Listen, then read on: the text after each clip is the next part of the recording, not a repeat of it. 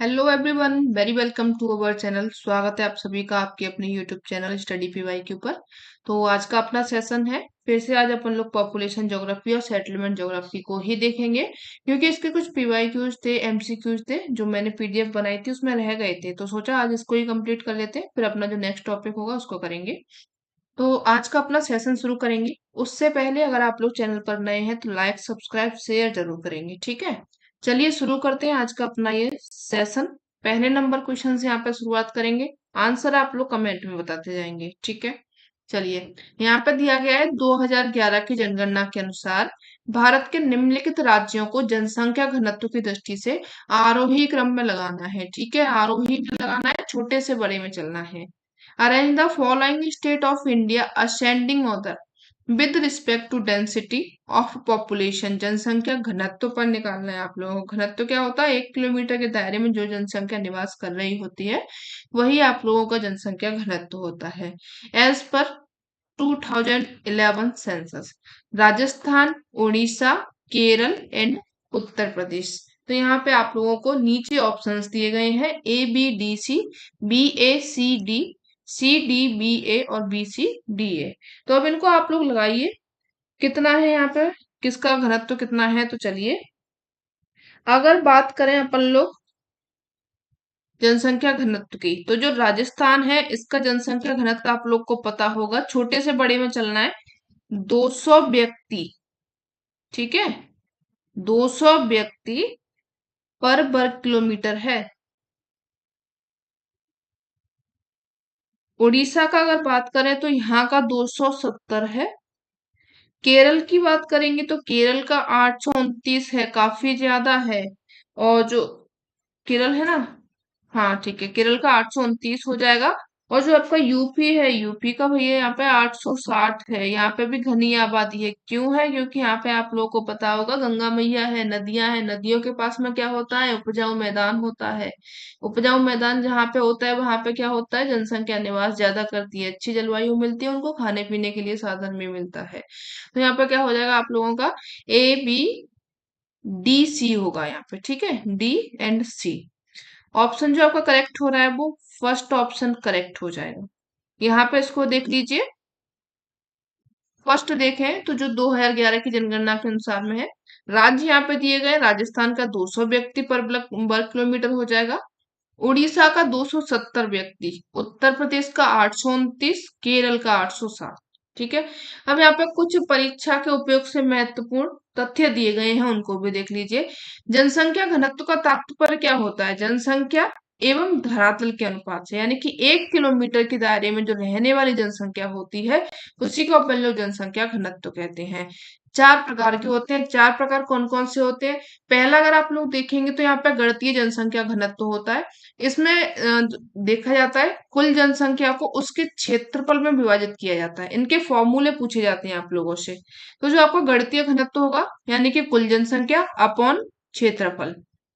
दूसरा यहाँ पे आप लोगों का फिजियोलॉजिकल घनत्व होगा।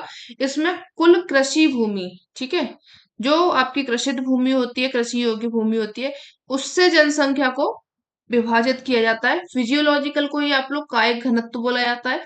कायिक घनत्व 2 से 3 बार अभी एग्जाम में पूछा गया है, ठीक है। तो कायिक घनत्व क्या होता है?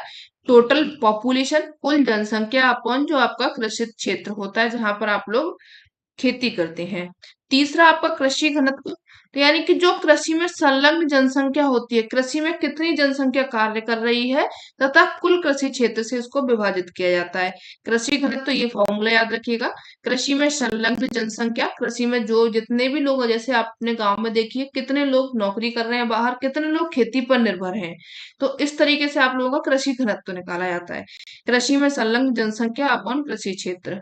आर्थिक घनत्व की बात करें तो यहाँ पे 100 जनसंख्या होती है, मतलब 100% में, अपॉन उत्पादन का सूचकांक निकाला जाता है। अगर भारत का जनसंख्या घनत्व देखा जाए ओवरऑल इंडिया का, तो वो इंडिया का कितना हो जाएगा? 382 है, 382 है, जो कि 2011 के अनुसार है। 2021 का डेटा नहीं आया, तो अभी अपन लोग जो डेटा पढ़ रहे हैं 2011 का ही पढ़ रहे हैं, ठीक है। आगे और भी यहाँ पे दिए गए हैं, शीर्ष 5 जन घनत्व वाले राज्य यहाँ पे आप लोगों को बताए गए हैं, इनको भी देख लीजिए। बिहार का सबसे ज्यादा है, 1106 व्यक्ति पर वर्ग किलोमीटर है। काफी ज्यादा जनसंख्या यहाँ पर निवास करती है, वो भी तब जब यहाँ की आधी से ज्यादा जनसंख्या दिल्ली में निवास कर रही है। यहाँ पे पश्चिम बंगाल है 1028, केरल का 807 है, उत्तर प्रदेश का यहाँ पे 829 है, हरियाणा का 573 है। ठीक है, उत्तर प्रदेश आप लोगों का 3 नंबर पर है। न्यूनतम जनघनत्व वाले राज्य की अगर बात करें तो अरुणाचल प्रदेश है। अरुणाचल प्रदेश में 17 लोग रहते हैं, कितने? 1 किलोमीटर के अंदर। ऐसा नहीं है कि 1 किलोमीटर के 17 रह रहे हैं तो आगे 1 किलोमीटर में 17 रहेंगे, ये एक एवरेज निकाला जाता है पूरे राज्य को लेकर के।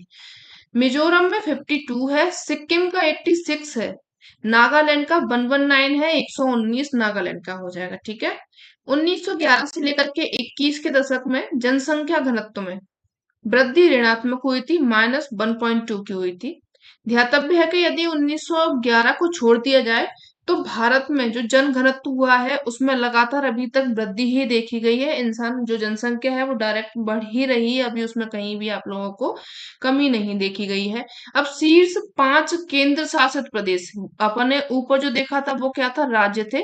अब आते हैं केंद्र शासित प्रदेश में, जिसमें आप लोगों का दिल्ली को देखिए, दिल्ली में कितना है? 11,320 व्यक्ति 1 किलोमीटर में निवास कर रहे हैं। ठीक है, चंडीगढ़ में 9,258, पुदुचेरी में 2,547, दमनदीप में 2,191, लक्षद्वीप में 2,149। इनको भी आप लोग याद रखिएगा, यहां से आप लोगों से क्वेश्चन, एक क्वेश्चन बना हुआ है। ठीक है, पॉपुलेशन से आप लोगों को इस डेटा में से 2 से 3 क्वेश्चन आ जाते हैं। नेक्स्ट देखिए, निम्नलिखित में से कौन सी एक यायावर जनजाति उत्तरी फिनलैंड में रह रही है? Which one of the following nomadic tribes lives in northern Finland? Yukaghir, Lapps, Warlpiri या फिर आपकी किर्गिज? कौन सी जनजाति रह रही है? आंसर कीजिए आप लोग। तो देखिए, जो आपकी जनजाति है वो कहाँ पर रह रही है? उत्तरी फिनलैंड की ये बात कर रहा है। तो यहाँ पे जो जनजाति जानी जाती है वो आपकी लेप्स है। ठीक है, जो लेप्स जनजाति है ये कहाँ पे रह रही है? उत्तरी फिनलैंड में रह रही है। बी ऑप्शन आपका ये करेक्ट हो जाएगा। आगे आप इसकी व्याख्या देख लीजिए। देखिए, जो लेप्स जनजाति है ये एक निवास करती है उत्तरी फिनलैंड में। लेप्स यूरोपीय टुंड्रा में निवास करने वाली एक प्रमुख जनजाति है। इसके आवास को सिजदा कहते हैं। ठीक है, इसको याद रखिएगा। जो सिजदा क्या होता है? लेप्स जनजाति का आवास जो होता है इसको अपन लोग सिजदा कहते हैं। खानाबदोश जनजाति या फिर इनको घुमंतु, यायावर जनजाति ऐसे समुदाय हैं जो एक स्थान से स्थायी रूप से बसने के बजाय एक स्थान से दूसरे स्थान पर चले जाते हैं। उनकी संस्कृति होती है, उन खाने पीने की चीजें उनको मतलब एक स्थान से जब खत्म हो जाती है तो वो दूसरे स्थान चले जाता है। जब ऋतु परिवर्तन होता है, जब मौसम परिवर्तन होता है, उसके अनुसार भी वो एक जगह से दूसरी जगह चले जाते हैं। जैसे आप लोगों ने देखा होगा जो तिब्बतीय लोग आते हैं, आप सभी के शहर में तिब्बत मार्केट लगता होगा जब सर्दियों का मौसम आता है। क्यों आता है? क्योंकि वो लोग जब वहां पे बर्फ पड़ने लगती है तो वो अन्य जो शहरों को चले जाते हैं। जैसे हमारे आगरा में घर के बगल में ही लगता है तिब्बतन मार्केट, तो वहां पे वो अपना स्वेटर वेटर बेचते हैं। क्यों बेचते हैं? क्योंकि यहाँ पे अब उनका क्या है, सर्दियां पड़ने लगती है, सर्दियों में बर्फ जमने लगती है, तो वो इस स्थान को छोड़ करके यहाँ पे आ जाते हैं। अब दूसरा यहाँ पे देखिए, कई संस्कृतियां पारंपरिक रूप से जो होती हैं वो खानाबदोश होती हैं। इन जनजातियों में मशाई है, बेडोइन है, तुरेग है, Kirghiz, Kazakh, Bushmen, Kochi, Nukak, Inuit, Hunza, Roma, Pygmy, Yanomami, Sarmatians, Berber, मग्या, ये सभी क्या हो जाएंगे आप लोगों की खानाबदोश जनजाति हैं। खानाबदोश दो अलग अलग समूह बनाते हैं जिनको तुर्किक और मंगोलियाई कहते हैं। ठीक है, खानाबदोश के भी 2 समूह हो गए, दोनों समूहों के आप लोग याद रखिएगा। तुर्किक हो जाएगा, दूसरा आप लोगों के मंगोलियाई हो जाएगा। आगे देखिए, यूकागिर क्या है, इनको देख लीजिए। यूकागिर जो है साइबेरिया में निवास करती है। यूकागिर को पारंपरिक रूप से पोलियो साइबेरियाई भाषाओं की कैटचिल श्रेणी में कई भाषाओं के साथ साथ सामूहिकृत किया गया है, जो कि आनुवंशिक रूप से संबंधित या फिर संरचनात्मक रूप से समान नहीं होती है। ये क्या है? इनको भी कई श्रेणी में इनको विभाजित किया गया है, जो कि आनुवंशिक रूप से भी अलग होती है, उनका जो वंशानुगत रूप होता है उससे भी अलग है, और उनकी जो संरचना स्ट्रक्चर होता है उससे भी वो लोग अलग होते हैं। हाल ही में यूकागिर है, इनको यूरालिक भाषा परिवार का दूर का रिश्तेदार माना गया है, ठीक है, पास का रिश्तेदार नहीं, जो दूर का रिश्तेदार होता है जिनको अपन लोग नहीं जानते हैं, वो माना गया है। बर्लपरी या फिर आपका बारलपीरी, ये जनजाति आपको मध्य ऑस्ट्रेलिया और जो आपका एलिस स्प्रिंग है इसके उत्तर पश्चिम भाग में देखने को मिलती है। तनामी रेगिस्तान है ऑस्ट्रेलिया का, वहां पे लगभग 3000 बार्लीपुरी लोगों के द्वारा बोली जाती है ये, और भाषा भी है, ठीक है। किर्गिज देखिए तो किर्गिज मध्य एशिया में बसने वाली एक तुर्की भाषी जनजाति है, ठीक है, कैसी है, तुर्की भाषी है, रहती कहाँ पे है, मध्य एशिया में है। किर्गिज लोग जो होते हैं मुख्य रूप से किर्गिस्तान में रहते हैं। हालांकि कुछ किर्गिज समुदाय के पड़ोसी देशों में भी मिलते हैं, जैसे कि उज्बेकिस्तान में आप लोगों को देखने को मिल जाएगा। चीन में भी आप लोगों को किर्गिज देखने को मिल जाएंगे। ताजिकिस्तान में भी, और अफगानिस्तान और रूस, यहाँ पे आप लोगों को किर्गिज लोग देखने को मिल जाएंगे। आगे बढ़ते हैं, नेक्स्ट क्वेश्चन देखिए।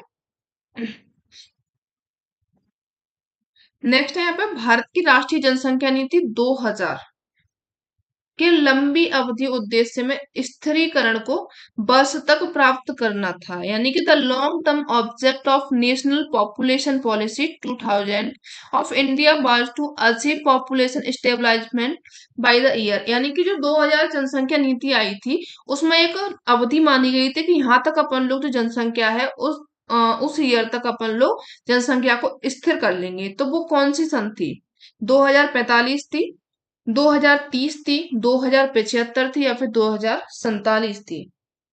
तो देखिए यहाँ पे जो जनसंख्या स्थिरीकरण का उद्देश्य जो रखा गया है 2045 तक रखा गया है।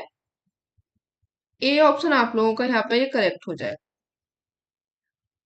अब देखिए इसमें क्या है, जो राष्ट्रीय जनसंख्या नीति एनईपी अपन लोग बोलते हैं, एनपीपी, 2000 का दीर्घकालिक उद्देश्य 2045 तक स्थिर जनसंख्या प्राप्त करना था। नीति का लक्ष्य जो था 2010 तक कुल प्रजनन दर, जो आपकी टोटल फर्टिलिटी रेट होती है, इसको प्रतिस्थापन स्तर तक लाना था। जनसंख्या को एक स्तर पर विनियमित करने की आवश्यकता है जो कि आर्थिक, सामाजिक और पर्यावरणीय विकास और सुरक्षा को बढ़ावा देता है, यानी कि अपन लोगों को क्या करना है, इनका मतलब इनडायरेक्टली जनसंख्या को कंट्रोल करना है, उसको बढ़ने से रोकना है। तो ये क्या करेगा, अपन लोगों को आर्थिक सुख भी देगा, सामाजिक भी देगा, साथ में आपको पर्यावरणीय जो दोहन हो रहा है उससे भी अपन लोग बचेंगे। तो ये क्या करेगा, सबसे अपन लोगों को बढ़ावा देना है और उसकी रक्षा करेगा। राष्ट्रीय जनसंख्या नीति एनपीपी 2000 का तात्कालिक उद्देश्य देखिए, तो यहाँ पे क्या है, जैसे पॉपुलेशन कैसे कंट्रोल होगी, आप लोग गर्भ निरोधक जो गोलियां होती हैं उनका यूज कर सकते हैं।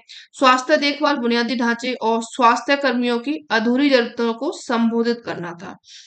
इन सभी को क्या करना था, इनको बढ़ावा देना था कि इस सभी का अगर आप लोग स्वास्थ्य का ध्यान रखोगे, जो गर्भ निरोधक गोलियां हैं उनका यूज करोगे, स्वास्थ्य कर्मियों की जो अधूरी जरूरतें हैं उनको संबोधित करेंगे, यानी कि जो अधूरी अधूरी काम है, उनकी जो बीमारियां हैं उनको अगर आप लोग लाभ पहुंचाओगे, ये भी क्या है, उनका उद्देश्य रखा गया था।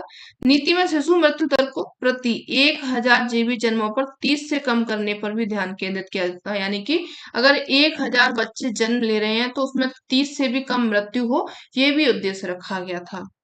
आगे देखिए यहाँ पे, स्वास्थ्य एवं परिवार कल्याण मंत्रालय का मानना है कि 2045 में जनसंख्या स्थिरीकरण 145 करोड़ तक लोगों तक 2060 के आसपास में 165 करोड़ लोगों तक लक्ष्य पहुंच जाएगा, यानी कि जो स्थिरीकरण रखा गया था 2045 तक 145 करोड़ लोग पहुंचेंगे, यानी कि अपनी जो इंडिया है इसकी जनसंख्या 145 करोड़ हो जाएगी। लेकिन अगर अभी जनगणना हो जाए ना, और शायद हुई भी है, एक डेटा मैंने स्टेटमेंट पढ़ा था उसमें अभी जो अपनी 141 के पार तो पहुंच चुकी है जनसंख्या। जनसंख्या स्थिरीकरण की आवश्यकता क्यों है, क्योंकि संयुक्त राष्ट्र के आर्थिक एवं सामाजिक मामलों के विभाग के अनुमान के अनुसार भारत की जनसंख्या 2030 तक 1.5 बिलियन होने की संभावना है। 2050 में ये 1.64 बिलियन हो जाएगी, और इससे क्या होगा, जो भारत है चीन को पीछे छोड़ देगा, सबसे बड़ा आबादी वाला देश बन जाएगा ये, जो संयुक्त राष्ट्र है इसके द्वारा कहा गया है। वर्तमान में अगर देखा जाए वैश्विक सतह क्षेत्र के केवल 2.45% और 4% जल संसाधन के साथ में भारत जो है दुनिया की 16% आबादी की मेजबानी कर रहा है। यानी कि अगर देखा जाए, अपना ये इंडिया है, ठीक है, इंडिया के पास में जो 100% जमीन विश्व में से कितनी है, 2 2.45% है। ठीक है, ये तो जमीन है इसके पास में। पानी अगर देखा जाए तो 100 में से 4% इसके पास में पीने का पानी है। अगर दुनिया में, यहाँ पे पूरे विश्व में आबादी देखी जाए, पॉपुलेशन देखी जाए, तो वो इसके पास में काफी ज्यादा है, 16% है। कंट्रोल करना ही पड़ेगा। ठीक है, तो वैश्विक स्तर पर जनसंख्या विस्फोट बहस सब छिड़ गई है, जब हालिया पारिस्थितिकी तंत्र के आकलन में अन्य प्रजातियों को विलुप्त होने और संसाधन संकट पैदा करने में मानववादी की भूमिका की ओर इशारा किया गया था। ठीक है, ये सभी अभी चल रहा है ग्लोबल में, कि कैसे भी जनसंख्या विस्फोट होने से बचाया जाए, कैसे बचाया जाए, जिसमें अपन लोग यूज कर सकते हैं, कई सारी प्लानिंग चल रही है। आगे देखिए, नेक्स्ट है यहाँ पे एल्बर्ट किस अवधारणा के लिए जाने जाते हैं। Albert is known for which concept, Pradhan Nagar, primate city, या फिर आपके ग्रामीण शहरी सांतत्य, रूरल अर्बन कंटिन्यूअम, केंद्रीय स्थल सेंट्रल प्लेस, सन्नगर कोनावेशन। तो जो एल्वेथ है वो किसके लिए जाने जाते हैं, बताइए आप लोग, आंसर कीजिए फटाफट से। देखिए, जो एल्वेथ है ये जाने जाते हैं आप लोगों के ग्रामीण शहरी सांतत्य, रूरल अर्बन कॉन्टिन्यूअम। ठीक है, चलिए इसकी देख लेते हैं व्याख्या। लुई विर्थ इसका पूरा नाम है। ये क्या है, अमेरिकी समाजशास्त्री हैं, शिकागो स्कूल ऑफ सोशियोलॉजी के सदस्य रहे थे। इनकी रुचि में शहरी जीवन, अल्पसंख्यक, समूह व्यवहार और जनसंचार माध्यम में शामिल थे। उन्हें अग्रणी शहर समाजशास्त्रियों के, इनको जो माना जाता था, अच्छे खासे जाने माने समाजशास्त्रियों को माना जाता था। और ये क्या थे, इंटरनेशनल सोशियोलॉजी एसोसिएशन 1949 से लेकर के 1992 के पहले अध्यक्ष रहे थे। अमेरिकन सोशियोलॉजिकल एसोसिएशन 1947 के 37वें अध्यक्ष भी रहे थे। ये इनकी कुछ इनके खुद की पर्सनल जानकारी है, वो आप लोग याद रख सकते हैं। आगे बढ़िए। इन्होंने क्या किया था, शहरी स्थान के सामाजिक सिद्धांतों में विर्थ का प्रमुख योगदान आता है, जो कि क्लांत निबंध था। इन्होंने एक निबंध लिखा था, शहरीकरण एक जीवन शैली के रूप में। ठीक है, ये इनका निबंध याद रखना, जो कि 1938 में अमेरिकन जर्नल ऑफ सोशियोलॉजी में प्रकाशित किया गया था। इस निबंध में बिर्थ ने शहरी और ग्रामीण क्षेत्र को देखते हुए आदर्श प्रकार की बेवर की धारणा का उपयोग किया था। इसको याद रखिएगा, इन्होंने किसकी धारणा का इसमें उपयोग किया था, अल्फ्रेड बेवर की धारणा का इन्होंने इसमें उपयोग किया था। एक सातत्य के विपरीत छोर पर दो अलग अलग प्रकार के समुदाय का इन्होंने गठन किया था। बोला एक ही सातत्य पर ये आपका शहर हो जाएगा, ये आपका गांव हो जाएगा। इनके क्या होते हैं, समुदाय बिल्कुल विपरीत होते हैं। यहाँ पे शहर है तो यहाँ पे बिल्कुल गांव हो जाएगा, विपरीत छोर पर उन्होंने बताया था। ठीक है, आगे बढ़िए। नेक्स्ट यहाँ पे ग्रामीण शहरी सातत्य, इसकी अवधारणा देखिए। अमेरिकी मानवविज्ञानी रॉबर्ट रेडफील्ड, इनके द्वारा मैक्सिकन शहर तपोजुलिन इनके अध्ययन पर आधारित है। यानी कि जो आपका ग्रामीण शहरी सांतत्य है, इसकी अवधारणा दी थी रेडफील्ड, और साथ में उन्होंने भी दी थी। और जो शहर है, इसको नाम याद रखना, तपोजुलिन, इसका अध्ययन किया था। अपने अध्ययन में उन्होंने पारंपरिक लोक समाज और शहरी समाज की व्याख्या की थी। उनका विचार है कि ऐसा कोई स्पष्ट बिंदु नहीं है जो कि ग्रामीण और शहरी अंतर को पूरी तरह से समझा जा सके। यानी कि उन्होंने एक ऐसा ही कोई मेन पॉइंट नहीं बताया कि यहाँ पे जो आपका गांव है, यहाँ पे ट्रेन नहीं चल सकती, यहाँ पे शहर है तो यहाँ पे ट्रेन चलेगी, या फिर आपका जो कुछ भी है, एक ऐसा कोई मेन पॉइंट नहीं बताया कि आपका शहर इससे बिल्कुल डिफरेंट हो जाएगा, गांव बिल्कुल डिफरेंट हो जाएगा। ये उन्होंने नहीं बताया था। ठीक है, अर्थव्यवस्था के विकास का जो प्रसार है, लोगों को हर वर्ग तक होने के साथ साथ ही औद्योगिक शहरी केंद्रों से लेकर गांव तक बदलना शुरू हो जाता है। यानी कि जब अर्थव्यवस्था का विकास होगा, इसका अपन लोग प्रसार करेंगे, फैलाव करेंगे, औद्योगिक व्यवस्था करेंगे, तो वो शहरी केंद्रों में भी होगी, उसके साथ साथ में वो गांव तक भी पहुंचेगी। तो गांव अलग नहीं है शहर से, जो कि ग्रामीण शहरी सातत्य का प्रतीक बन जाता है। यानी कि इससे क्या होता है, एक सातत्य बनता है कि गांव और जो शहर है वो मिक्स है, मिले हुए हैं, उन बिल्कुल अलग नहीं है। आधुनिक औद्योगिक विशेषताओं ने ग्रामीण जीवन और शहरी जीवन के बीच के अंतर को लगातार कम कर दिया है। इसलिए अब दोनों के बीच में विभाजन की कोई भी रेखा साफ नजर नहीं आती है। यानी कि जो अभी विशेषताएं चल रही हैं, जो आधुनिक आप लोगों को देख रहे हैं कि लाइट की व्यवस्था है, जो शहर में है वो गांव में भी है। और जो आप लोगों के स्कूल है, अभी आप लोगों को देखने चल रहा होगा, गांव में भी इंटरनेशनल स्कूल खुलने लग गए हैं, प्राइवेट स्कूल अब गांव में भी होने लग गए हैं। पहले तो क्या था, सरकारी स्कूल थे जिनमें टीचर पढ़ाते नहीं थे। हम लोग पढ़े हैं सरकारी में, जिसमें हम जाते थे, सिर्फ जो खाना मिलता था उसको खाया, और अपना घर पे आ जाते थे। बस यही काम था हमारा, खेल कूद के, कभी कभी इंटरवल से भी अपना बस्ता जो था फेंक करके बाहर और अपना घर पे भाग जाते थे। तो ये क्या था, गांव का जीवन था। जब हम शहर में आए तो यहाँ पे बिल्कुल डिफरेंट था कि हाँ, पूरा जब छुट्टी होगी तभी हमें घर जाने दिया जाएगा, रो करके स्कूल जाना, बहुत सारी कहानियां हैं स्कूल की।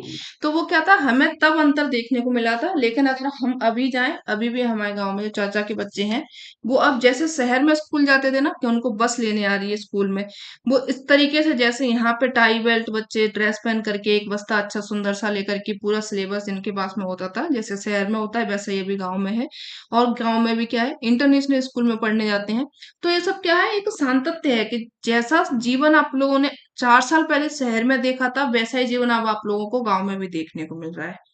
ठीक है, तो अभी आप लोग ऐसा नहीं बोल सकते कि गांव और शहर बिल्कुल विपरीत हैं, बिल्कुल अलग हैं। कोई भी आप लोगों को विभाजन की रेखा यहाँ पे साफ से नजर नहीं आती है। गांव में भी देखोगे आप लोग, पक्की सड़कें बनने लगी हैं, आरसीसी रोड्स बनने लगे हैं। अगर मकान भी देखोगे आप लोग, तो मकान बिल्कुल पक्के मकान हो गए हैं, टाइल्स है, वहां पे भी आप लोगों को इन्वर्टर्स की सुविधा देखने को मिल जाएगी। गांव में भी आप लोगों को समरसेबल मोटर वगैरह जो लगता है, वो भी सुविधा आप लोगों को देखने को मिल जाएगी, जो शहर में मिलती थी। नल सुविधा जो आप टंकी फिटिंग आप लोगों ने शहर में देखी थी, वो आप लोगों को गांव में देखने को मिल जाएगी। चिकित्सीय सुविधा भी अब आप लोगों को गांव में देखने को मिल जाएगी। मेडिकल स्टोर्स भी खुलने लग गए हैं, जो आपको गांव में, शहरों में दुकानों पर जाना पड़ता था परचून का सामान लेने, वो आप लोगों को गांव में भी मिल जाएगा। तो ये क्या है, एक सातत्य को दिखा रहा है कि हाँ, जैसा जीवन आप लोगों को शहर में मिल रहा है, उससे मिला जुला जीवन आप लोगों को गांव में मिल रहा है। ठीक है, तो यहाँ पे क्या है, कोई भी विभाजन की रेखा नजर नहीं आएगी। ग्रामीण और शहरी दोनों समाज के मिश्रण के संकेत स्पष्ट रूप से दिखाई देते हैं। अब आगे बढ़िए, प्रधान नगर की संकल्पना, जो दूसरा आप लोगों को ऑप्शन दिया था, किसी देश या फिर प्रदेश के बृहत्तम नगर को प्रधान नगर या फिर प्राथमिक नगर के रूप में जाना जाता है। जैसे आप लोग, कोई देश है, जहाँ पे एक मेन जो शहर होता है, सबसे बड़ा जो सिटी होता है, जहाँ पे पॉपुलेशन भी ज्यादा है, और वहां पे सभी सुविधाएं आप लोगों को, जैसे मतलब गांव से बहुत ज्यादा बेहतर है, आपका जो और पास का एरिया है उससे भी बहुत ज्यादा बेहतर है। वहां पे आप लोगों को औद्योगिक भी मिल जाएगा, इंफ्रास्ट्रक्चर भी मिल जाएगा आप लोगों को, साथ में रोजगार के सभी अवसर आप लोगों को मिल जाएंगे, चिकित्सीय मिल जाएगा आप लोगों को, और साथ में जो आपकी एजुकेशन सुविधा होती है, मतलब कोई भी आप लोगों को कमी देखने को नहीं मिलेगी। तो वो आपका क्या होता है, एक प्राइमरी सिटी होता है, प्रधान नगर होता है। यह नगर सामान्यतः व्यापार, राजनीतिक गतिविधियों और सामाजिक आर्थिक सांस्कृतिक क्रियाओं का प्रमुख केंद्र होता है। यानी कि यहाँ पे आप लोगों को सभी सुविधाएं, सभी क्रियाएं देखने को मिलेंगी। ठीक है, वहां पे आप लोगों का कोर्ट भी होगा, पुलिस स्टेशन भी होगा, थाना वगैरह सब चीज आप लोगों को देखने को मिल जाएगी। और साथ में बड़े बड़े मंदिर वगैरह, और साथ किले विले, जो आपको घूमने की सुविधाएं वहां पे देखने को मिल जाएगी। तो ये आपका क्या होता है, जहां पे आपको सब चीजें देखने को मिल जाए, वो आपका प्रधान नगर होता है, प्राइमरी सिटी होती है।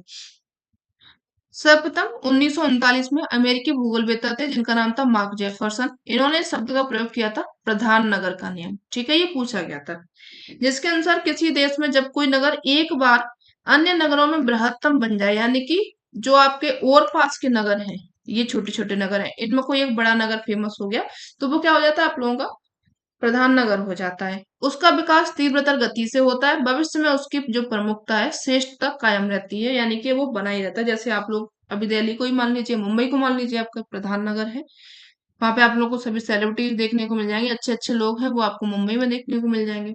नेक्स्ट है यहाँ पे केंद्र स्थल की संकल्पना।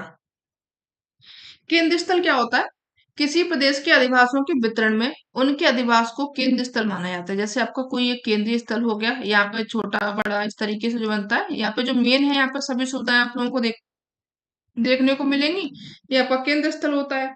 जो अपने चारों ओर स्थित परिक्षेत्र, यानी कि सहायक या फिर पूरक को आवश्यक वस्तुएं एवं सेवाएं प्रदान करता है, उसको आप लोग केंद्र स्थल कहते हैं।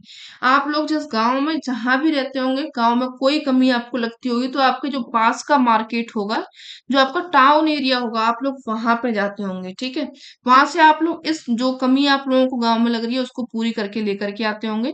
तो वो आप लोगों को क्या हो जाएगा, केंद्र स्थल हो जाएगा, कि हम हाँ, यहाँ से अपना अनाज बेचते हैं, या फिर अपना जो भी सामान की जो कमी हमको लगती है, वो अपना हम यहाँ से पूरी करके ले आते हैं। तो ये क्या हो जाएगा, आप लोगों का केंद्र स्थल हो जाएगा। और इस केंद्र स्थल के चारों ओर अन्य छोटे छोटे भी गांव, जिले, जो कुछ जिले तो नहीं, आपके छोटे छोटे गांव बसे होते हैं। ठीक है, और जो केंद्रक यानी कि फोकस के रूप में ये कार्य करता है। केंद्र स्थल अपने सहायक क्षेत्र के कार्यात्मक रूप से संबंधित होते हैं। केंद्र स्थल को सेवा केंद्र के नाम से भी जाना जाता है, यानी कि इसको ये क्या कर रहा है, इसको सेवाएं प्रदान कर रहा है, इन सभी क्षेत्रों को सेवाएं प्रदान कर रहा है। तो ये क्या हो जाएगा, आपका एक सेवा केंद्र हो जाएगा। केंद्र स्थल की जो शब्दावली है, इसका सबसे पहले प्रयोग किया था मार्क जेफरसन के द्वारा 1931 में।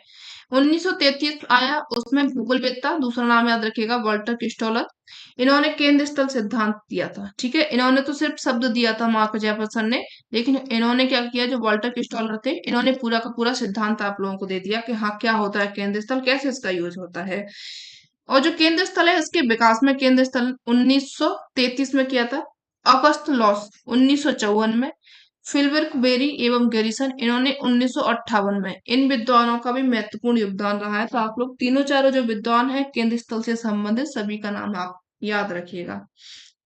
आगे देखिए यहाँ पर सन्नगर कोनाबेसन बृहन्नगर की संकल्पना, इसको देख लीजिए। सन्नगर का अभिप्राय है सतत नगरीकृत क्षेत्र से। वही आप लोग का घुमा फिरा के उसी एक क्षेत्र को ये लोग समझाना चाह रहे हैं, बस इन्होंने क्या किया, नाम को अलग अलग दे दिया है। ठीक है, तो ये क्या है, एक नगरीकृत क्षेत्र है जिसका प्रादुर्भाव विभिन्न पृथक रूप से विकसित नगरीय इकाइयों के विस्तार और उनके परस्पर मिल जाने के फलस्वरूप होता है। यानी कि यहाँ पे भी आप लोगों को सभी सुविधाएं देखने को मिल रही है जो कि और पास के क्षेत्र में नहीं है, इसमें है। सन्नगर अंग्रेजी के कोनाबेशन शब्दावली से बना हुआ है। कॉन्टिन्यू प्लस अवनाइजेशन, संक्षिप्त अक्षर में यहाँ पे देखा जाए तो कोनाबेशन, इसके सहयोग से बना हुआ है। सबसे पहले 1915 में ब्रिटिश नगरीय भूगोलवेत्ता वेत्ता थे पैट्रिक गैडिस। ठीक है, इनका भी नाम आप लोग याद रखिएगा, पैट्रिक गैडिस थे। इन्होंने दक्षिणी लक्काशायर के कई नगरों को परस्पर मिल जाने से निर्मित एक सतत नगरीय क्षेत्र को, जिसको कोनाबेसन नाम दिया। ठीक है, यानी कि कई सारे जो नगर थे, छोटे छोटे नगर थे लंकाशायर के, वो सब मिल गए, एक बड़ा नगर बन गया। तो इन्होंने क्या नाम दे दिया इसको, कोनाबेसन या फिर सन्नगर दे दिया था, जिसका शाब्दिक अर्थ होता है सतत नगरीकरण, यानी कि इसका नगरीकरण होता ही जाएगा, आगे चलकर ये घटेगा नहीं, बढ़ जाएगा। आगे देखिए यहाँ पे आप लोगों को, हाँ, ये जो विजुअल इमेज के तत्व दिए गए हैं, लक्षणों की पहचान दी गई, यानी कि elements of visual image, feature identification, आभा, टोन, आकार, साइज, आकृति, शेप, प्रतिरूप, पैटर्न। भूमि उपयोग के जोनों को अलग करना, यानी कि the distinguish zone of land use, भू आवरण और भूमि उपयोग, लैंड कप्स एंड लैंड यूज, फतोहन, औचार्ड, बिसरपट्टी, मेअंडर बेल्ट्स। तो चलिए इनको आप लोग मिलाइए, क्या होता है, कैसे आप लोग मिलाएंगे। चलिए, तो यहाँ पे देखिए आभा यानी कि टोन की जो बात करेंगे, टोन आप लोगों को कहाँ करेगा, भू आवरण आप लोग भूमि उपयोग में देखोगे। ठीक है, एक आपका सेकंड हो जाएगा, ठीक है, सेकंड ही होना चाहिए।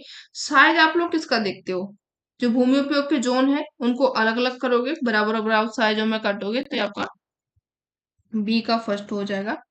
सी का देखिए शेप जो होता है, आप लोग आकृति देखते हैं बिसर पट्टी की। प्रतिरूप पैटर्न होता है और चार्ट का, फतोदान का। ठीक है, दूसरा, पहला, चौथा और तीसरा, यानी कि दूसरा, पहला, दूसरा, पहला, फोर्थ, थर्ड। ठीक है, फोर्थ ऑप्शन आप लोगों का यहाँ पे करेक्ट हो रहा है। ठीक है, ये आपका आंसर हो रहा है। चलिए आगे इसको दिया होगा, ये है, देखिए आभा टोन आपका जो होगा भू आवरण और भूमि उपयोग हो जाएगा। आकार, भूमि उपयोग के जोनों को अलग अलग तरीके से बांटना। आकृति, बिसर पट्टी के देखेंगे आप लोग। प्रतिरूप या फिर पैटर्न, ये आपको फलोद्यान को देखा जाएगा। आगे देखिए, निम्नलिखित में से कौन एक मॉडल मानव पारिस्थितिकी के अध्ययन पर आधारित है। Which one of the following model is based on the study of human ecology. Burgess का संकेंद्रीय वलय model, concentric zone model by Burgess. हैगस्टीन का इनोवेशन डिफ्यूजन मॉडल बाई हैगस्टीन। जेलेंस्की का मोबिलिटी ट्रांजिशन मॉडल, यानी कि mobility transition model by Zelinsky. Weber का लोकेशन मॉडल बाई बेबर। कौन सा है जो कि मानव पारिस्थितिकी के अध्ययन पर आधारित है, आंसर कीजिए फटाफट से, आप लोग आंसर नहीं करते यार, ऐसा थोड़ी होता है। हम्म, आंसर करोगे तो आपको आंसर कंफर्म नहीं होगा क्या। चलिए, तो देखिए यहाँ पे पूछा गया मानव पारिस्थितिकी के अध्ययन पर आधारित है, कौन सा हो जाएगा, बर्गेस का संकेंद्रीय मॉडल है जो कि किस पर आधारित हो जाएगा, ह्यूमन इकोलॉजी पर आधारित है। फर्स्ट ऑप्शन आप लोगों का करेक्ट हो जाएगा। क्या है, कैसे है, इसको नीचे देख लीजिए। बर्गेस का संकेंद्रीय वलय मॉडल मानव पारिस्थितिकी के अंदर पर अध्ययन पर आधारित है। पढ़िए इसको, 1 मिनट पानी पीने दो।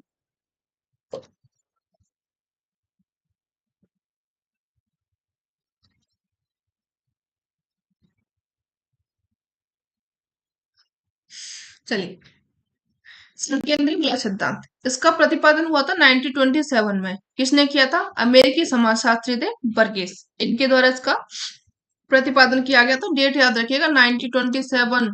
ठीक है, इनसे पूछा जाता है सीक्वेंस में, अब इनको लगाने को दिया जाता है तो आप लोग सभी की डेट याद रखिएगा। यह सिद्धांत उसने अपने लेखों the growth of city 1925, urban area 1929, ठीक है, इनके दो लेख थे, दोनों को याद रखिएगा। द ग्रोथ ऑफ सिटी और दूसरा अर्बन एरियाज, कब लिखे थे? 1925 1929। इसमें उन्होंने प्रस्तुत किया था। उनका सिद्धांत अमेरिका के नगरों, विशेष रूप से शिकागो के अध्ययन पर आधारित था। किस पर था ये? शिकागो के अध्ययन पर ये आधारित था। इस सिद्धांत में उन्होंने बताया कि किसी नगर का विस्तार जो होता है केंद्र से बाहर की ओर में होता है, असीम रूप से, यानी कि रेडियल फॉर्म में होता है, यानी कि ये आपका केंद्र है। जो भी नगर बसेगा वो उसके चारों ओर फैलता जाएगा। ठीक है, पहले जो बसावट होगी यहाँ पे होगी, फिर यहाँ पे होगी, फिर यहाँ पे होगी। इस तरीके से आप लोगों का क्या होगा? विस्तार होगा। किसका? नगर का। ठीक है, आगे देखिए यहाँ पे, जिससे संकेंद्रीय वलयों की एक श्रृंखला बन जाएगी, यानी कि जिस तरीके से आप लोगों की वलय श्रृंखला बनेगी, ये बन गई, बना दी आप लोगों ने। उसके संकेंद्रीय पेटों की जो पेटियां हैं उनकी श्रृंखलाएं एक आदर्शवादी विचारधारा होती है, लेकिन किसी भी नगर में यह योजना पूर्ण रूप से लागू नहीं होती है। ऐसा नहीं है कि जो योजना आप लोगों की एक जगह लागू हो रही है वो सब जगह हो जाएगी। हर जगह की जलवायु अलग है, हर जगह का क्षेत्र अलग है, हर जगह की मिट्टी अलग है, तो उसी तरीके से वहां पे योजनाएं बनती हैं, उसी तरीके से वहां पे बसाव होता है। जैसे धरातलीय रुकावटें आप लोगों को देख सकते हैं, कहीं पे नदियां बह रही है तो वहां पे तो ये वाली बसावट आप लोगों को देखने को मिलेगी नहीं। झीलें हैं, जलाशय हैं, पहाड़ी हैं, हिमनद, खाइयां, इन क्षेत्रों में क्या है, जो ढांचा है वो हमेशा बिगड़ेगा ही। ठीक है, पहाड़ी वगैरह जो होती हैं, इन यहाँ पे आप लोग रह तो नहीं पाओगे, तो इनके कहीं थोड़ा सा दूर जा करके रहोगे तो आपका जो वलय है वो बिगड़ेगा। यही बात ये लोग बता रहे हैं। आगे देखिए, ये जो मॉडल है मानव पारिस्थितिकी या फिर मानवीय आवास के पारिस्थितिकी के अध्ययन पर आधारित है। 5 पेटियों का इसमें विस्तार बताया गया है। पहला यहाँ पे आंतरिक केंद्रीय पेटी क्षेत्र है, यानी कि आपका सेंट्रल बिजनेस डिस्ट्रिक्ट है, जहाँ पे आप लोगों को सभी औद्योगिक गतिविधियां देखने को मिलती हैं। दूसरा आप लोगों की संक्रमण पेटी है, यहाँ पे जो लेबर वर्ग लोग हैं यहाँ पे ये निवास करते हैं। क्यों? यहाँ पे ये औद्योगिक कार्य करते हैं, पास में ही होता है, यहाँ पर रहने चले जाते हैं। श्रमिक लोगों के रिहायशी मकान होते हैं, यहाँ पे भी जो श्रमिक लोग होते हैं, कार्य करने वाले लोग होते हैं, इनके मकान होते हैं। श्रेष्ठतर रिहायशी मकानों के क्षेत्र या फिर मध्यम वर्ग के लोगों के मकान होते हैं यहाँ पे। अब थोड़ा सा जो औद्योगिक क्षेत्र है यहाँ पे, ये इंडस्ट्रियल इलाके में तो रहना पसंद नहीं करेंगे जो रिहायशी लोग होते हैं, अच्छे खासे जो मतलब जिनका मालिक लोग होते हैं, वो लोग यहाँ पे रहना पसंद करते हैं। ठीक है, थोड़ा सा शांतिपूर्वक। अब जो नगर को अभिगमन करने वाले क्षेत्र, यानी कि कुछ लोग होते हैं जो सिर्फ घूमने आ रहे हैं, जैसे होटल वगैरह में रुक गए, 2 रात रुकना हुआ, 3 दिन रुकना हुआ, वो लोग होते हैं जो आपकी ये 5वीं पेटी में रहते हैं। ठीक है, ये इन्होंने एक वलय मेखला बताई थी, इसको आप लोग सीक्वेंस में याद रखिएगा कौन लोग कैसे निवास करते हैं। आगे बढ़िए, नेक्स्ट। अच्छा, और भी है यहाँ पे, हैगस्टेड है, इन्होंने दिया था इनोवेशन डिफ्यूजन मॉडल। ठीक है, पूरा नाम था, ये स्वीडन के थे हैगस्टेड। इन्होंने 1952 में बांस के विचारों से मिलता जुलता एक सिद्धांत प्रतिपादित किया था, जिसको नवाचारों के स्थानिक प्रश्न का सिद्धांत नाम दिया गया था। इस विचारधारा की प्रमुखता ये है कि नए नए केंद्रों, नवाचारों, विभिन्न दशाओं का प्रसार परिवहन के मार्गों के सहारे होता है। यानी कि इन्होंने जो बोला था कि जो केंद्र बनता है, जो प्रसार होता है, उसमें जो इन्होंने किसको रखा था? परिवहन के मार्गों के सहारे रखा था, जहां पे आप लोगों को क्या हो? परिवहन सुविधा हो। ठीक है, इसके सहारे बड़े बड़े केंद्रीय स्थानों से प्रारंभ होता है। निम्न स्तर के विभिन्न वर्गों को केंद्रीय स्थान निश्चित अंतराल पर स्थापित हो जाते हैं। स्पष्ट होता है कि जो बड़े स्तर के केंद्रीय स्थान होते हैं अपने सभी छोटे जो निम्न स्तर होते हैं उन केंद्रीय स्थानों को जन्म देते हैं, यानी कि जो आपका जो बड़ा केंद्र होता है वो जन्म देता है अन्य छोटे छोटे केंद्रों को। ठीक है, वो यहाँ पे इनको बसने की पूरी पूरी प्रक्रिया देता है, पूरी पूरी उनको रियायत देता है, हेल्प करता है उनको बसाने में। ठीक है, और साथ में उन्हें व्यापारिक व अन्य गतिविधियों का विकास करने में प्रमुख भूमिका भी निभाते हैं। कौन से वाले? जो बड़े बड़े केंद्र होते हैं। तीसरा यहाँ पे गतिशीलता संक्रमण मॉडल है। इसको देखिए, ये दिया था बिल्बर जेलेंस्की के द्वारा 1971 में। इनका एक पेपर है जिसका शीर्षक था भविष्योन्मुख गतिशीलता संक्रमण की परिकल्पना। ठीक है, ये इनका क्या था, एक शीर्षक था। इस मॉडल का जो विस्तृत व्याख्या प्रस्तुत की थी, ये किसने की थी, यहाँ पे आप लोग जेलेंस्की ने। ठीक है, वेबर का लोकेशनल मॉडल देखा जाए तो 1909 में जर्मन भाषा में आयोजित किया गया था। औद्योगिक स्थानीकरण का प्रथम क्रमबद्ध विवेकपूर्ण सिद्धांत प्रतिपादित किया गया था। 1929 में इसको अंग्रेजी अनुवाद हुआ था। ये क्वेश्चन आप लोगों का पीएचडी एंट्रेंस जो एमपी एमपी में हुआ था अभी 2024 में, उसमें ये क्वेश्चन पूछा गया था कि जो आपका वेबर का लोकेशनल मॉडल है, इसका अंग्रेजी अनुवाद कौन से सन में हुआ था। तो वो कब हुआ था, 1929 में। ठीक है, ये मुझे अच्छे से याद है क्योंकि मैंने जो मेरे साथ का जो था वो पेपर देके आया था, मैंने उसमें देखा था। उसने बताया था, मतलब देखा तो नहीं था क्योंकि वो सीबीटी बेस्ड था। मान्यता देखिए, जिस प्रदेश में कारखाना स्थापित करना होता है वह स्वतंत्र या फिर समक्षेत्र हो, वहां एक प्रशासन भी हो, समतल धरातल होना चाहिए, समान जलवायु होना चाहिए, प्राविधिकी, ये सभी यहाँ पे उपलब्ध होने चाहिए। दूसरा यहाँ पे जो मान्यता थी, जिस वस्तु का उत्पादन करना है उसे एक इकाई के रूप में देखना चाहिए, अर्थात एक समय में एक ही वस्तु को देखना चाहिए। ये इसने कुछ मान्यताएं रखी थी। आगे भी देखिए, यहाँ पे दी गई है। कारखाने के संबंध में पूरी जानकारी होनी चाहिए, तभी आप लोग क्या करें, कारखाने को स्थापित करना चाहिए। ऐसा नहीं है कि हमें जानकारी कुछ है नहीं, खेती के बारे में हम नहीं जानते, लेकिन अपन लोग करने चल रहे हैं खेती। ठीक है, उत्पादित वस्तु के विक्रय के लिए बाजार की स्थिति और स्वभाव के संबंध में पूरी जानकारी होनी चाहिए। जो भी आप लोग वस्तु है जिसका आप लोग विक्रय कर रहे हैं, क्रय विक्रय बाजार की स्थिति में आप लोग बेचने जा रहे हैं उसको, उसका पूरा स्वभाव आप लोगों को पता होना चाहिए। ऐसा नहीं है कि आप लोग को मक्का निकालना है, गर्मी के मौसम में आप लोग बो रहे हैं उसको, वो ही गर्मी बनाई है तो आपको निकलेगा कहाँ से। तो ये सब आप लोगों को क्या होना चाहिए, उसकी जानकारी अच्छे से होनी चाहिए। कारखानों में काम करने वाले कुशल और अकुशल श्रमिक पर्याप्त मात्रा में उपलब्ध होने चाहिए, तभी आप लोगों का कारखाना जो है वो चल पाएगा। परिवहन सुविधा उपलब्ध है तथा भाड़े में वजन दूरी के अनुसार बढ़ेगा या फिर कम होगा। देखिए, मैं कृषि का उदाहरण आप लोग को क्यों देती हूँ, क्योंकि मुझे कृषि बहुत पसंद है और मैं करती भी हूँ। मेरा मतलब पॉली हाउस है, भैया का है, लेकिन मैं उसमें जाती रहती हूँ, ज्यादातर घूमने जाती हूँ, उसमें देख करके भी आती हूँ कि कौन सा अभी जो खाद बीज जो भी दिया गया है, किस तरीके से पौधे लगाए जाते हैं, कौन से मौसम में लगता है। क्योंकि मुझे खेती करना बहुत ज्यादा पसंद है और हो सकेगा तो मैं आगे इसको अपना खुद का भी बनाऊंगी। तो इसलिए मैं ज्यादातर जो उदाहरण देती हूँ वो आप लोगों को खेती के ही, कृषि के ही देती हूँ। मेरे दिमाग में कृषि के ही आते हैं। आगे बढ़िए। कारखानों की स्थिति तीन शक्तियों के द्वारा निर्धारित होती है। पहला सापेक्ष परिवहन, दूसरा यहाँ पे मजदूरी लागत कितनी होनी चाहिए, तीसरा यहाँ पे आप लोगों का समूहीकरण।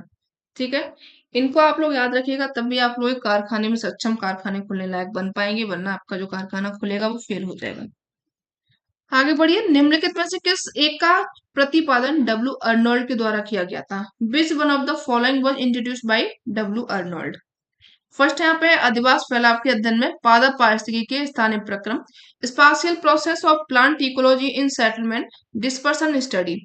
दूसरा यहाँ पे अधिवास के क्रमिक विकास में मॉन्टे किर्लो विधि, Monte Carlo technique to the evolution of settlement. तीसरा यहाँ पे अधिवास तंत्र पर यूटोपियन सामाजिक और राजनीतिक धारा के प्रभाव, utopian social and political thinking affect on settlement network. आदिवास अध्ययन में स्थान नाम विश्लेषण, place name analysis in settlement study. तो किस एक का प्रतिपादन किया गया था, डब्ल्यू अर्नोल्ड के द्वारा। पढ़ा हुआ आप लोगों ने तो आंसर कीजिए यार, आंसर तो कर दिया कीजिए ना आप लोग, मैं तो बाद में देख लेती हूँ किस किसने आंसर किया है। हम्म, चलिए तो देखिए, जो डब्ल्यू अर्नोल्ड है, इन्होंने जो प्रतिपादन किया था वो किया था आदिवास अध्ययन में स्थान नाम विश्लेषण, place name analysis in settlement study. Fourth option आप लोगों का करेक्ट हो रहा है, इसको आप लोग आंसर लिख लीजिए। ठीक है, यहाँ पे देखिए ये क्या है, अधिवास भूगोल या फिर जो आपको बस्ती भूगोल है। मानव भूगोल की एक शाखा है जो कि मानव के द्वारा बसाए गए पृथ्वी की सतह के हिस्से की जांच करती है। मानव बस्तियों पर संयुक्त राष्ट्र के वैंकूवर घोषणा पत्र के अनुसार 1976 में मानव बस्तियों का अर्थ है मानव समुदाय की समग्रता, जहां सभी सामाजिक, भौतिक, संगठनात्मक, आध्यात्मिक और सांस्कृतिक तत्व हो जो इसे बनाए रखता है। ठीक है, अधिवास अध्ययन में स्थानिक और नाम विश्लेषण के यहाँ पे दिया गया कि क्या होता है आप लोगों का अधिवास और क्या होता है इसमें स्थान। आगे बढ़िए। नेक्स्ट यहाँ पे औद्योगिक अवस्थिति सिद्धांतों के संदर्भ में लाभप्रदता के स्थानिक उपांत विचार अवधारणा को किसके द्वारा प्रतिपादित किया गया था? The idea concept of spatial margin of profitability in context of industrial location theory was propounded by August Losch के द्वारा, प्रेड के द्वारा, डीएम स्मिथ के द्वारा, वॉल्टर इजार्ड के द्वारा। किसके द्वारा इसको प्रतिपादित किया गया था, फटाफट से बताइए। देखिए यहाँ पे जो आपका स्थानिक उपांत विचार या फिर अवधारणा है, इसका जो प्रतिपादन है वो किया गया था डीएम स्मिथ के द्वारा। थर्ड ऑप्शन आप लोगों का करेक्ट हो रहा है। ठीक है, ये आपका आंसर हो गया। चलिए देखिए, औद्योगिक अवस्थिति सिद्धांतों के संदर्भ में जो आपकी विचारधारा थी डीएम स्मिथ के द्वारा दी गई थी। 1971 में डीएम स्मिथ के द्वारा एक पुस्तक लिखी गई जिसका नाम था इंडस्ट्रियल लोकेशन, औद्योगिक अवस्थिति। इसमें बेबर ने न्यूनतम लागत, ये भी पूछा जाता है, ठीक है, क्या था, न्यूनतम लागत में इस सिद्धांत में संशोधन करते हुए औद्योगिक अवस्थिति सिद्धांत का प्रतिपादन किया या फिर इस सिद्धांत को इन्होंने प्रस्तुत किया था। किस सिद्धांत में उन्होंने संशोधन किया था? न्यूनतम लागत सिद्धांत में संशोधन किया था। ये किसका था? बेबर का था। संशोधन किसने किया था? डीएम स्मिथ ने किया था। फिर कौन सा इन्होंने सिद्धांत दिया था? औद्योगिक अवस्थिति सिद्धांत दिया था। ठीक है, स्मिथ ने वास्तविक जगत में औद्योगिक स्थल का निर्धारण करते समय आर्थिक सीमाओं को स्पष्ट करने में बल दिया। इन्होंने अपने सिद्धांत का प्रतिपादन करते समय स्थानिक लागत वक्र, ठीक है, क्या दिया था इन्होंने? स्थानिक लागत वक्र, स्पाशियल कॉस्ट कब दिया? क्षेत्रीय आय वक्र दिया था इन्होंने। रीजनल इनकम कब दिया था? इसकी सहायता ली। इनका सिद्धांत जो था मुख्य रूप से बेबर के सम परिवहन लागत रेखा पर आधारित है। जो अल्फ्रेड बेबर है, इन्होंने एक दिया था आइसोडापिन, जो समान परिवहन लागत रेखा जो होती है उस पर इनका सिद्धांत आधारित है। लेकिन उन्होंने अपने सिद्धांत में थोड़ा सा परिवर्तन किया और परिवहन लागत के स्थान पर उन्होंने क्या दिया था? कुल लागत को लिया था। ठीक है, ये आप लोग सभी पॉइंट्स हैं, इनको याद रखिएगा जहां से क्वेश्चन पूछे जाते हैं। इन्होंने क्या लिया था? परिवहन लागत के स्थान पर डीएम स्मिथ ने कुल लागत को लिया था।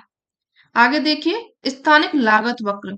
ये क्या होता है? उत्पादन के साधनों को एकत्रित करने एवं उत्पादन प्रक्रिया के व्यय को दिखाता है, यानी कि कितना आप लोगों का टोटल खर्च हुआ है, जो कि एक दिए गए निश्चित बिंदु से दूरी के अनुसार परिवर्तित होता है। यानी कि एक तो दूरी आप लोगों की 50 किलोमीटर है, दूसरी आप लोगों की 100 किलोमीटर है, तो इसमें क्या होगा? खर्चे में जो आपका वक्र बन रहा है उसमें अंतर देखने को मिलेगा कि नहीं? यहाँ पे खर्चा ज्यादा होगा, यहाँ पे कम होगा। कुल लागत तथा कुल आय के मध्य होने वाली अंतःक्रिया से ही औद्योगिक अवस्थिति का निर्धारण होता है। टोटल लागत और जो टोटल आय, कितनी इसमें अब लागत लगी, कितनी अपन लोगों को इनकम मिली, यही क्या होता है? आप लोगों को औद्योगिक अवस्थिति का इसमें निर्धारण किया जाता है। यानी कि कम से कम लागत लगनी चाहिए जहां पे अपन लोग एक इंडस्ट्री स्थापित करें। स्मिथ ने अपने सिद्धांत में उस स्थान को उपयुक्त बताया जहां पर कुल लागत की अपेक्षा क्या हो? कुल आय अधिक हो। यानी कि कहाँ पे अपन लोग इंडस्ट्री स्थापित करें, उन्होंने कुल लागत कितनी लग रही है इसको नहीं देखा, उन्होंने ये देखा कि अपन लोग को उससे इनकम कितनी हो रही है, इस चीज को उन्होंने मेन रखा था। अर्थात उद्योग उस स्तूप उस बिंदु पर स्थापित किया जाना चाहिए जहां पर राजस्व यानी कि लाभ प्राप्त हो। स्मिथ ने उद्योग की अवस्थिति के निर्धारण के लिए स्थानिक सीमाओं का सहारा लिया था। इसके सिद्धांत को स्थानिक सीमा का सिद्धांत यानी कि थ्योरी ऑफ स्पाशियल मार्जिन के नाम से भी जाना जाता है। दोनों नाम आप लोग याद रखिएगा। आगे भी देखिए, यहाँ पे परीक्षा के लिए कुछ महत्वपूर्ण तथ्य दिए गए हैं, इनको भी याद रख लीजिए। अल्फ्रेड वेबर है, इन्होंने अपना स्थान जो औद्योगिक अवस्थिति सिद्धांत है न्यूनतम लागत पर आधारित था। 1909 में अपनी पुस्तक लिखी थी theory of locational of industries, ठीक है, ये भी पूछी गई है। जर्मन अर्थशास्त्री थे ऑगस्ट लॉस, 1940 में जर्मन भाषा में एक पुस्तक लिखी जिसका नाम था the economics of the location. 1954 में इसका अनुवाद किया इंग्लिश में, ठीक है, जिसमें लॉस ने केंद्र स्थल सिद्धांत प्रस्तुत किया था। इसको भी याद रखिएगा। लॉस के केंद्र स्थल सिद्धांत जो पदानुक्रम विशिष्टीकृत है, जैसे कि इन्होंने के जो था मूल्य क्रिस्टोलर की तरह स्थिर न रह करके इन्होंने परिवर्तनशील माना था। जो क्रिस्टोलर थे उन्होंने के को स्थिर माना था और जो लॉस है इन्होंने के को अस्थिर माना था। ठीक है, जो के की दशा है इन्होंने के बराबर 7, के बराबर 13, के बराबर 19 रखी। अधिवासों की संख्या व मात्रा दूरी के विचार से सामान्य इन्होंने मानी थी। आपूर्ति और मांग में स्थानिक अंतर होता है, ईएम हुबर का सिद्धांत।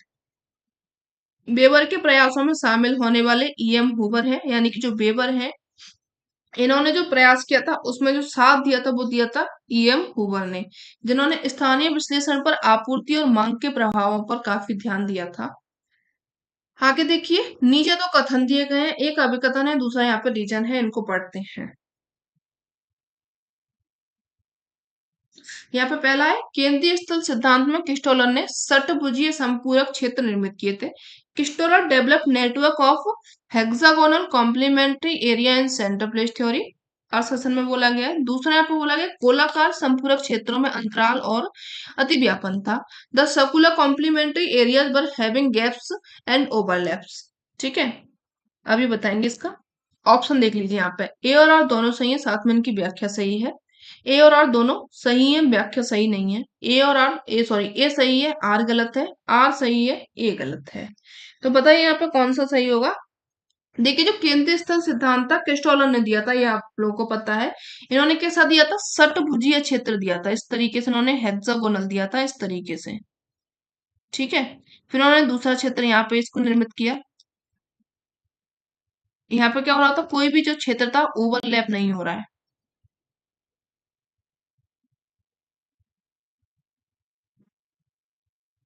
देखो, आपको दिख तो नहीं रहा है कुछ भी ओवरलैप, ये क्या है, सभी इसमें कवर हो जाएगा, इसमें ये कवर हो जाएगा। और इसमें क्यों उन्होंने ये दिया था, षटभुजीय क्यों रखा था, हेक्सागोनल उन्होंने क्यों रखा था, गोलाकार क्यों नहीं रखा था। गोलाकार इसलिए रखा था क्योंकि जो, या तो अपन लोग जैसे गोला करते हैं तो ये क्षेत्र बनता है, इस तरीके से अगर करते हैं तो ये वाला क्षेत्र वंचित रह जाएगा, क्या हो जाएगा, इसमें अंतराल रह जाएगा। अगर इसमें सभी को लेते हैं, जैसे इस तरीके से लिया, इस तरीके से लिया, इस तरीके से लिया, तो ये क्या हो जाएगा, ओवरलैप हो रहा है। किसी को सुविधाएं ज्यादा मिल रही हैं तो किसी को बिल्कुल नहीं मिल रही हैं। इसीलिए उन्होंने जो क्षेत्र रखा था वो कैसा रखा था, षटकोणीय रखा था, हेक्सागोनल रखा। तो यहाँ पे आपका जो ऑप्शन सही होगा वो कौन सा हो जाएगा, ए हो जाएगा। ठीक है, चलिए देखिए, यहाँ पे जो प्रसिद्ध जर्मन भूगोलवेत्ता थे, इनका नाम था पूरा वॉल्टर क्रिस्टोलर। 1933 में आदिवासियों के वितरण से संबंधित सिद्धांत का प्रतिपादन किया, जिसका नाम था केंद्र स्थल सिद्धांत। इन्होंने दक्षिण जर्मनी के केंद्र स्थलों का अध्ययन किया था, कहाँ का किया था ये याद रखिएगा, क्षेत्र पूछे जाते हैं। सामान्यकरण के रूप में अपने केंद्र स्थल सिद्धांतों को प्रस्तुत किया। क्रिस्टोलर ने उन नियमों की खोज की थी जो कि केंद्र स्थल की संख्या, उनके वितरण आकार, इन सभी को निर्धारित करते हैं। इस सिद्धांत ने नगरीय केंद्रों के वितरण की व्याख्या हेतु बस सैद्धांतिक आधार प्रस्तुत किया, जिसने परवर्ती भूगोलविद का ध्यान आकर्षित किया था। आगे हाँ, और भी है। किसी प्रदेश में जो केंद्र स्थल है या फिर नगर है, उनके वितरण, आकार, संख्या आदि में कुछ निश्चित संबंध मिलते हैं, जिनके आधार पर उस प्रदेश के अधिवासियों की क्रमबद्धता का अध्ययन किया जाता है। क्रिस्टोलर ने इस नियम को क्षेत्रीय आर्थिक भौगोलिक नियम बताया, या फिर इसको अधिवास भूगोल के नियम भी कहा था। इन नियमों में देश काल तथा परिस्थितियों के अनुसार परिवर्तन भी संभव हो सकता है, यानी कि जो आपके नियम थे किस तरीके से एक केंद्र बनता है, ये उन्होंने बताया था। क्रिस्टोलर का जो सिद्धांत है इस तथ्य पर आधारित है कि विस्तृत उत्पादक भूमि नगरीय केंद्र या फिर केंद्र स्थल को आधार प्रदान करती है, यानी कि जो भूमि होती है वही क्या होती है, मेन होती है, वही मेन फैक्टर होता है कि कौन सा जो क्षेत्र है वो केंद्र बनेगा, कौन सा केंद्र स्थल बनेगा। ठीक है, जहां से विभिन्न आवश्यक वस्तुएं, सेवाएं केंद्र स्थल को उपलब्ध होती हैं। क्या होता है यहाँ से, मतलब सभी आपूर्ति हो जाती है। केंद्र स्थल भी अपने चतुर्दिक स्थित परिक्षेत्र यानी प्रभाव क्षेत्र के लिए भी आवश्यक वस्तुओं और सेवाओं की आपूर्ति करता है। नेक्स्ट देखिए, यहाँ पे कथन ए सही है, क्योंकि जो क्रिस्टोलर थे इन्होंने षटभुजीय रखा था। यहाँ पे इनको बताया गया, देखिए व्रत क्यों नहीं रखा था, क्योंकि जो व्रत है या तो स्पर्शी होंगे या फिर अतिव्यापी ओवरलैप होंगे। क्यों ओवरलैप होंगे, आप लोगों ने देख के लिया था। स्पर्शी व्रतों की दशा में कुछ क्षेत्र ऐसे होंगे किसी व्रत के भीतर नहीं होंगे, और क्या हो जाएगा, असेवित रह जाएगा, यानी कि उनको उस सेवा से वो वंचित रह जाएगा। इसके विपरीत अगर अतिव्यापी होंगे तो कुछ क्षेत्र हैं जो कि दो या फिर दो से अधिक व्रतों को अंतर्गत सम्मिलित हो जाएंगे, तो उनको सेवाएं ज्यादा मिल जाएंगी। और इन दोषों या फिर समस्याओं के कारण जो केंद्र स्थल है, इसके सहायक क्षेत्र की आकृति वृत्ताकार नहीं रखी थी। अतः जो इन सैद्धांतिक दोषों से बचने के लिए क्रिस्टोलर ने षटकोणीय या फिर आपकी षटभुजीय आकृति को लिया था, जो आपका ए और आर दोनों सही हो जाएगा, इनकी व्याख्या भी सही है। तो ये हो गया आप लोगों का आज का सेशन। सेशन कैसा लगा है जरूर बताइएगा, ठीक है। नेक्स्ट सेशन में मिलेंगे, और जो नेक्स्ट सेशन अपन लोग करेंगे, कल किसका करेंगे, एक मिनट देख के बताती हूँ। कल थॉट का करें या फिर आप लोग बताइए। जो आपका यूनिट 6 है जिसमें आर्थिक गतिविधि, और जो क्षेत्रीय विकास है इसमें आप लोग सांस्कृतिक भूगोल, और भी आप लोगों का औद्योगिक भूगोल है, परिवहन भूगोल, व्यापार भूगोल, इन सभी को शामिल किया जाता है। इनके क्वेश्चन करोगे या फिर आप लोग भौगोलिक चिंतन के करोगे, या फिर जो आपका यूनिट 7 है सांस्कृतिक सामाजिक राजनीतिक भूगोल, उसके क्वेश्चन करोगे। वैसे तो यहाँ पे यूनिट वाइज चल रहा है, तो आप लोग यूनिट वाइज ही चलिए। अपन लोग कल जो क्वेश्चन करेंगे औद्योगिक, कृषि भूगोल और परिवहन भूगोल, इन तीनों के क्वेश्चन करने वाले हैं। रिवीजन करके आइएगा, क्योंकि क्वेश्चन ऐसे हैं जिसमें आप लोगों के सभी टॉपिक से क्वेश्चन आते हैं, ठीक है। अभी आप लोगों ने ये सेटलमेंट को किया है और पॉपुलेशन को किया है, सभी आप लोगों का जो पूरी यूनिट है, पूरी यूनिट में से आप लोगों को क्वेश्चन दिखाई देने को मिले हैं। जितने भी आप लोगों ने थ्योरी आपने पढ़े होंगे सेटलमेंट में, वहां से सभी थ्योरी से क्वेश्चन इसमें थे, ठीक है। इसी तरीके से आप लोगों को नेक्स्ट क्वेश्चन, जो नेक्स्ट यूनिट होगा, वहां से क्वेश्चन पूछे जाएंगे। तो ये सेशन आप लोगों को कैसा लगा है जरूर बताइएगा। मिलते हैं अपन लोग नेक्स्ट सेशन में, तब तक के लिए धन्यवाद। Thanks for watching. Like, subscribe, share वो आप लोग कर देंगे, ठीक है।